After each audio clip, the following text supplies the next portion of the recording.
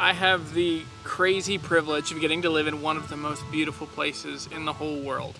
Growing up around here, there were 2 times that I thought my life was going to come undone.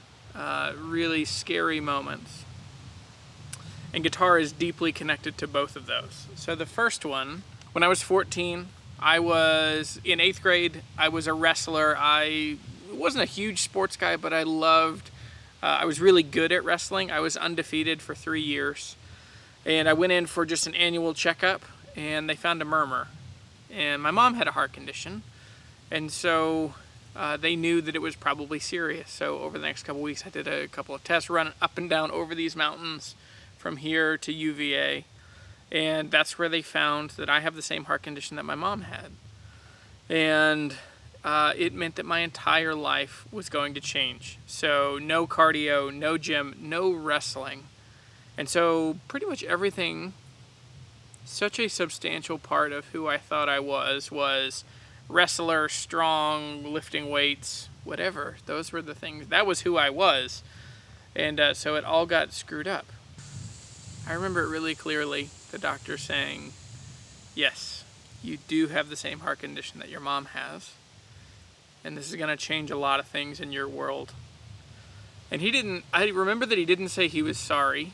So with no bedside manner, the doctor laid out that I would no longer be wrestling. I would no longer be in gym class. There was no more cardio for me. And it's as if he just pulled up every bit of who I was by the roots. My mom took me home, and she was very sad that the same heart condition that she had, that one of her kids now had. I can't imagine that. That's a scary thought. But she left. She took me, we went to Boston Market. I think it's like the only time I ever went to a Boston Market. But we went, and I remember eating like turkey and stuffing and just feeling like every bit of who I was gone, and I didn't know what I was going to do. I came home, and it was really hard. I didn't know what to do with myself. I didn't know what to do with my time. Because all of a sudden I wasn't going to the weight room after school, and I wasn't hanging around for wrestling practice. And so I had hours of time that I had never had before, or I just hadn't had in a long time. So my oldest brother had played guitar a little bit, but he'd never taken it that seriously. I picked it up, and I discovered a world that I didn't even know existed. I was able to just find music, create music, make kind of soundtrack kind of music to my life. And I would just get lost in it. And it was such a good reprieve, or it was such a good break from the hard reality of, my heart, and it might kill me, and I don't know where I'm going in life. So I was kind of thrust into that at 14. From there, guitar became a active, vibrant part of my life. That's when I started playing all the time. And that's where I always kind of used guitar to create music to help me cope with the world, or to help with the situation. It always felt like it was this catharsis, that it was a way for me to take out, the hard and serious emotions that I had going on inside. So music has always been a way for me to create a soundtrack for the life I'm living currently.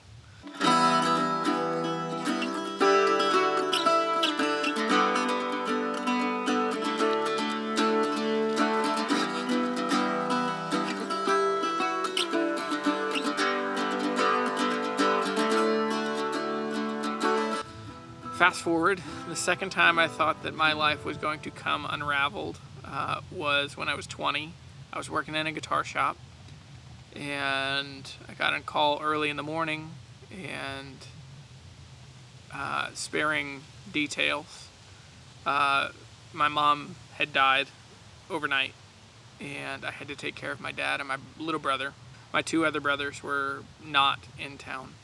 That's the closest moment I've ever felt like my whole life is going to fall apart. Because my mom was such a vibrant part of our family. She loved music. She loved singing. I would play guitar and she would sing. And it was a really vibrant part of our relationship. And so that was right before Christmas. And I had to make one of the worst phone calls I've ever had to make. So around 9 o'clock, about an hour before the guitar shop opened, I had to call my boss, who knew my mom. I was 20. I just turned 20. And I had to tell him that I wasn't going to make it into work because my mom had died. Sheesh, it was a terrible phone call. But Warren, in just amazing kindness and friendship, said, take whatever time you need, we'll figure it out.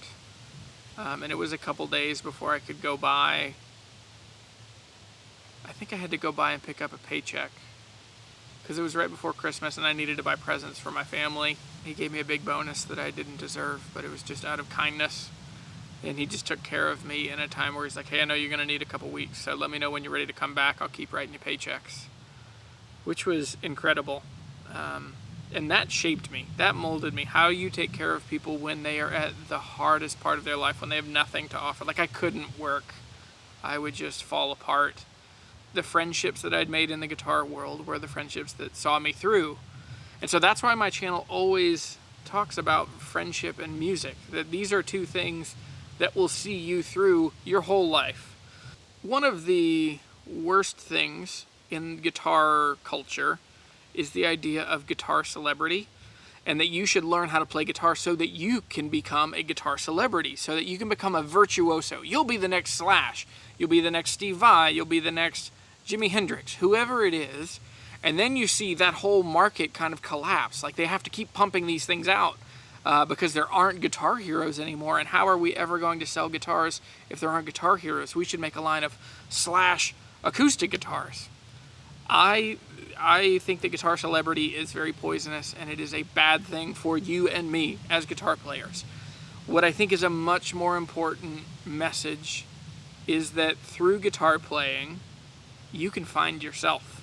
Guitar playing in my life has never been about practice, and it has never been about being a virtuoso, because I know that a lot of us are similar in this. I know that a lot of us bought into the idea that you could play guitar and that you would be great. You'd be this virtuoso, you could solo, and everyone would love your guitar playing. But within a couple weeks, you find out, like, you're never going to be Jimi Hendrix. You're never going to be Slash. You are never going to be John Mayer. Almost everyone that plays guitar, within a couple months, you are going to come to the bitter realization that no matter how hard you try and how many thousands of dollars you put into guitars, you will never be as good as Slash, John Mayer, any of your guitar heroes.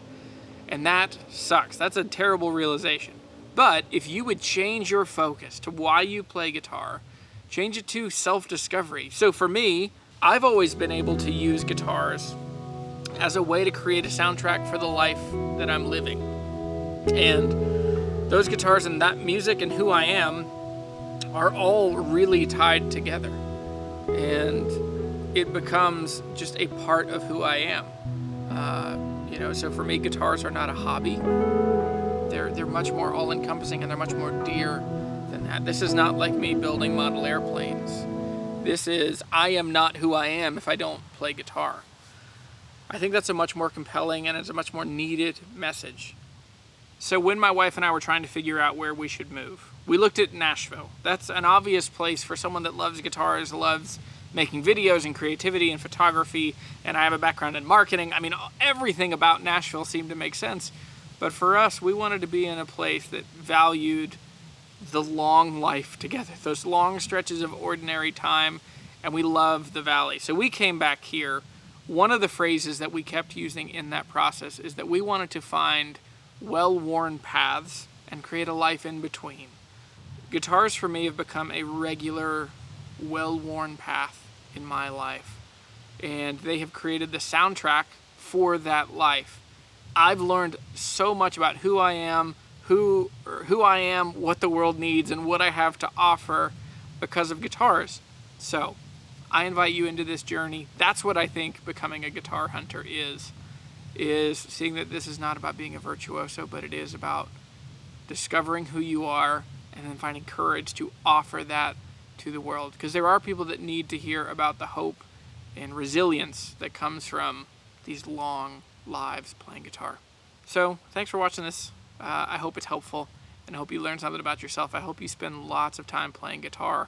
And yes, it's important to know about Brazilian rosewood versus East Indian rosewood, and what are great guitars, and what are bad guitars, and what guitars are a waste of money. But more than that, It's you discovering who. Ooh, yeah, ha, ha, ha. There's a big spider. I hope that this is helpful. That you see that just because you didn't become a virtuoso does not mean that your journey doesn't matter. Your guitar life matters. The things that happen in you and through you because of the right guitar in your lap. Yeah. It's not about what you can make a guitar do. It's what a guitar can do in you. Boom. Landed the plane. Alright. Thanks for watching this video. I don't take it lightly that you watch these videos, and I'm glad we're in it together. I'll see you later.